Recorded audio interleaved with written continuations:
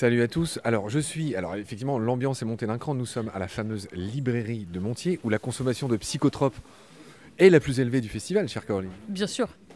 Oui. Bière, alcool. Nous sommes les fournisseurs officiels. Exact. Maxime, toi, pied sur terre quand même. Ouais, un seul. Ancré dans la réalité. On est là. Alors, on est là pour quoi? On est là pour explorer les livres qui marqueront cette édition 2023 du Festival de Montier. Vous avez les mains pleines, un petit peu comme des sortes de petits Père Noël. D'ailleurs, vous en avez une partie de la tenue. Oui, exactement. Il me manque la barbe. Ça, je fais ce qu'il faut pour que ça pousse. Voilà, une pilosité. Que présente Maxime d'ailleurs. Pas assez longue à mon goût. Mais ça viendra. On a déjà un peu le poivre et sel comme chez moi. Alors, qu'est-ce que vous allez nous montrer en termes de livres qu'on a envie de... Les chanteurs d'oiseaux. Ah mais oui, bien sûr. Bah oui, Ils sont très connus, ces mecs-là. Très connus, mais ça n'empêche.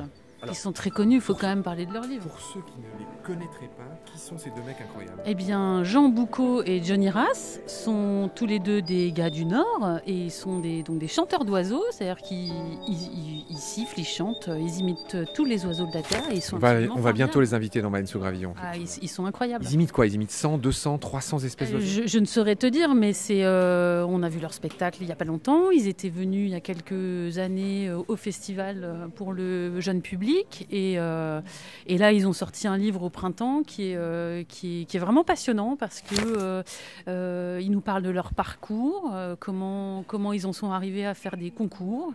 Et puis ce qui est vraiment génial, c'est que ils font toujours le lien avec les oiseaux. Le lien entre leur vie et le chant d'un oiseau, une particularité physique d'un oiseau.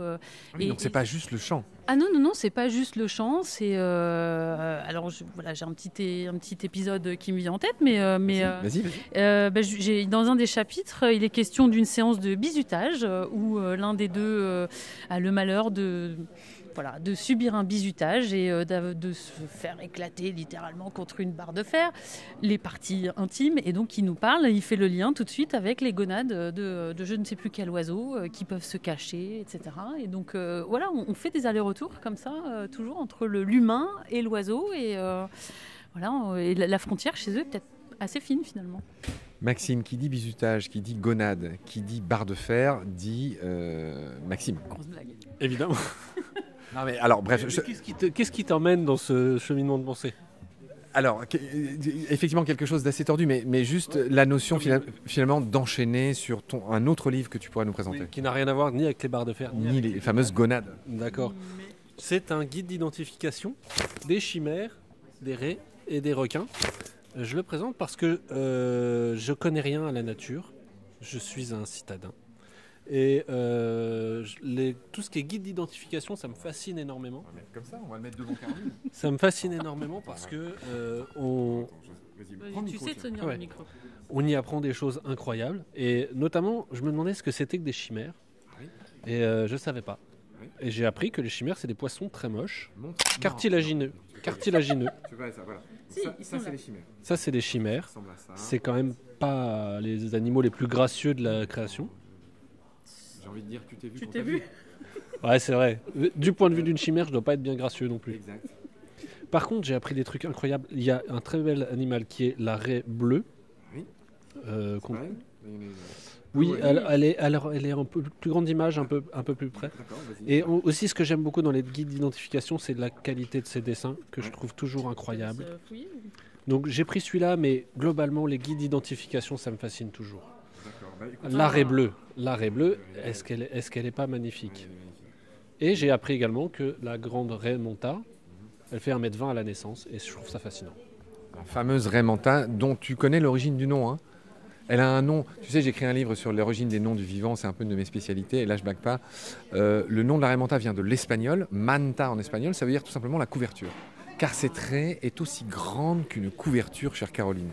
Je suis épatée. J'adore les animaux. 4 mètres à taille adulte. Non, à taille adulte, elle peut atteindre 8 mètres d'envergure. Et non, effectivement, c'est vraiment l'avion des océans. Qu'est-ce qu'on avait d'autre en réserve? Allez, on va se faire un dernier petit bouquin, les deux. Là, moi, j'aime. C'est mon gros coup de cœur de l'automne. Ouais. Ça s'appelle Nuit de chance. C'est un livre de Sarah Chevreau. Ouais. Et c'est un bouquin incroyable où on est invité à parcourir la forêt. Elle a tout dessiné au fusain artisanal qu'elle a fait elle-même à partir d'essences de bois différentes. C'est absolument magnifique.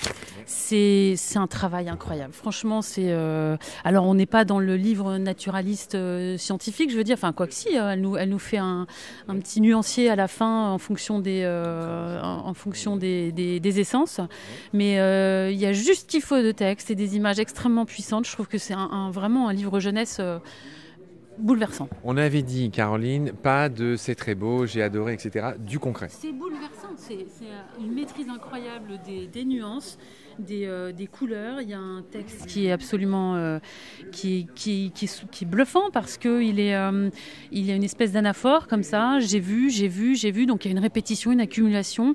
On croise tout un tas d'animaux un peu furtivement moi, ça me fait beaucoup penser aux photos de Vincent Munier, par exemple. Quand je vois ces images-là, je vois la photo dont Maxime t'a parlé, plutôt de l'ours. De l'ours. Il y a des nuances assez étonnantes. C'est un livre très surprenant. Et ça me fait plaisir. On finit sur un blaireau, qui est le terrassier de la forêt, hein, le fameux blaireau.